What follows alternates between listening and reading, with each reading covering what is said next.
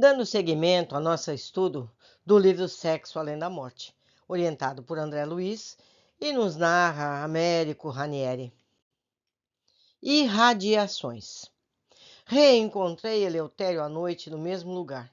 As árvores amigas derramavam-se sobre a grama e o espírito descansava sob o flamboyant gigante.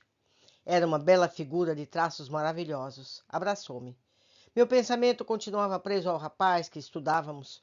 Tornou-me Eleutério pelo braço e falou: Você sabe que todos os seres têm irradiações que procedem ou não impulsionados pela mente, no caso do ser humano ou do ser espiritual que já atingiu o estágio de humanidade nessa fase. Expedimos ou irradiamos raios, vibrações e ondas. Tudo pode ser chamado de vibração ou radiação. Cada ser emite aquilo que possui. Se dominado pelas coisas espirituais, irradia vibrações mais leves, espirituais. Se dominado pelas coisas materiais, irradia vibrações mais pesadas, materializadas. E existem entre dezenas de tipos diferentes de radiações ou vibrações. As radiações sexuais. Poderosas, intensas, violentas, ondas ou raios emitidos por uns atingem outros seres, que com eles se afinam. A afinidade é lei que vige em todos os campos da existência humana. Em face disso, o ser humano recebe às vezes violento impacto sexual de uma mulher, que com ele tem afinidade, embora possa estar ela no meio de uma multidão de mulheres belas. As outras centenas de mulheres não impressionam aquele homem, nem outros homens impressionam aquela mulher. Mas as ondas sexuais de um se confundem com as ondas sexuais do outro, e eles se confundem num mesmo ser. Podem ser criaturas que estiveram ligadas em outras vidas, podem ser apenas espíritos que se veem pela primeira vez, apesar de ser este último caso muito difícil de ocorrer. Estabelecida a faixa vibratória que os une, é fácil o entendimento espiritual através do espaço. Mesmo que não se encontrem materialmente, poderão se encontrar espiritualmente, durante o sono ou mesmo durante o dia, acordados, através do pensamento, se encontrarão.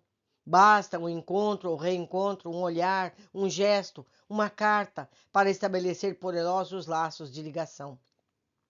Com essa ligação, o espírito busca o outro através do tempo e do espaço e passam a conviver mantidos por intensa vibração. Sentem-se, pertencem-se, amam-se muito, embora às vezes tenham se visto uma única vez, de longe, à distância, e podem até se buscarem sexualmente. Olhos fixos em Eleutério, ia de surpresa em surpresa, acompanhando a sua exposição. Minha cabeça recebia os ensinamentos novos, como um rochedo do mar batido pelas tempestades e pelos ventos. O que dizia era simplesmente impressionante. Na realidade, eu mesmo já sentira os impactos do amor, percebera as ondas que me envolveram no vale livre e havia passado por acontecimentos interessantes. Mas saber agora que os espíritos podem se ligar vibratoriamente e pode até manter relações sexuais e viver uma vida dentro da vida, era de estarrecer. Eleutério abraçou-me com carinho. Meu filho, há coisas piores. Haveria coisas piores? Eleutério aconselhou-me. Aguarde um pouco. Eumiro sairá logo e nós o acompanharemos.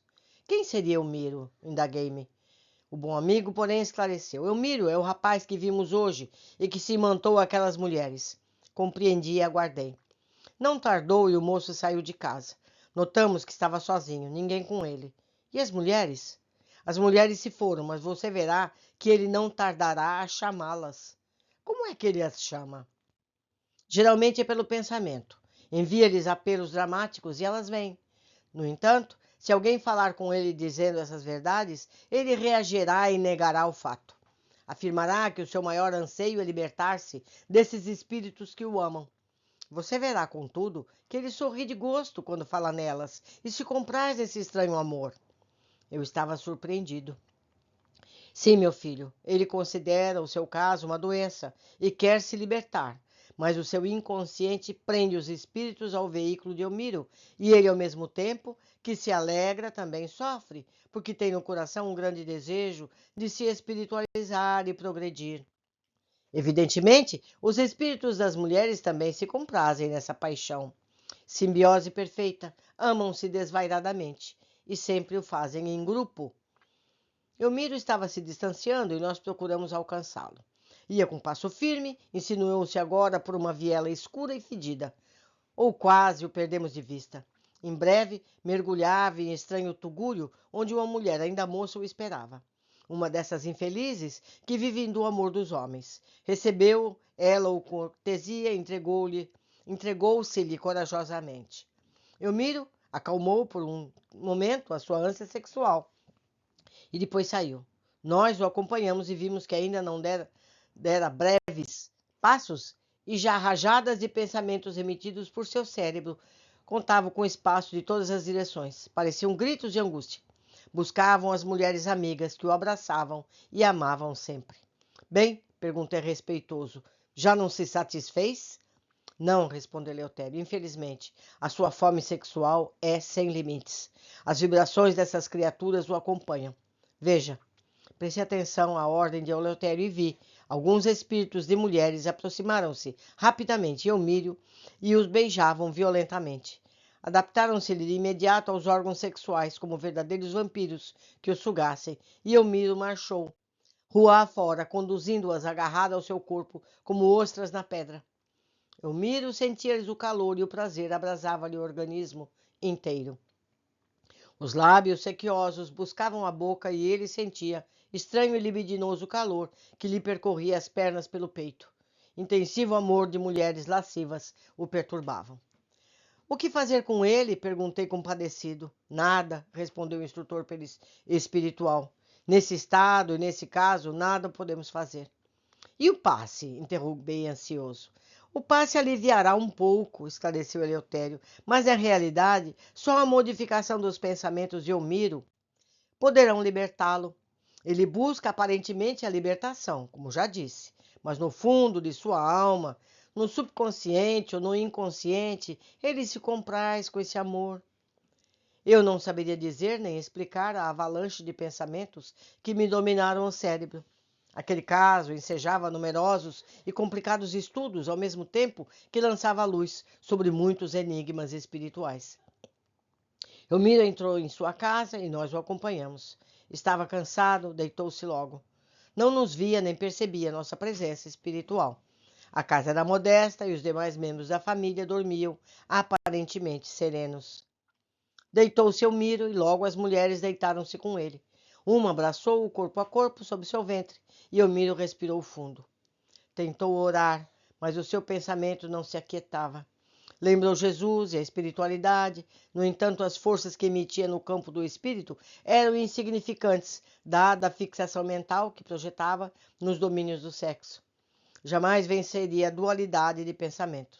Estava numa encruzilhada. De um lado o Cristo, do outro o sexo. Tentava aproximar-se do Cristo, mas só conseguia intelectualmente. O sexo dominava-lhe os centros de força e o subconsciente subtilmente o conduzia para o passado amoroso, ou o lançava nas faixas vibratórias da paixão carnal. Era, na realidade, terrível batalha. Eleutério, compadecido, deu-lhe uns passes, pareceu acalmar-se. Isso durou umas 2 horas.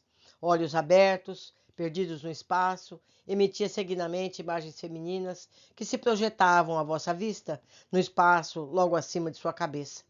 Víamos as figuras dançarem diante dele. Às vezes sorria, outras tentava, em profunda tristeza. Súbito apareceu no recinto uma mocinha de rara beleza física, de grande beleza espiritual. Elmiro chamara pelo pensamento. Vimos de imediato que era espírito encarnado, que deixara por momentos, talvez, o invólucro canal atendendo o poderoso apelo de Elmiro. Não se esqueça que ele foi hipnotizador em outras vidas, disse Eleutério. Sua força mental nesse campo é grande e eficiente. A moça reagia violentamente ao apelo de Elmiro. Via que o espírito não se submetia à insistência do rapaz.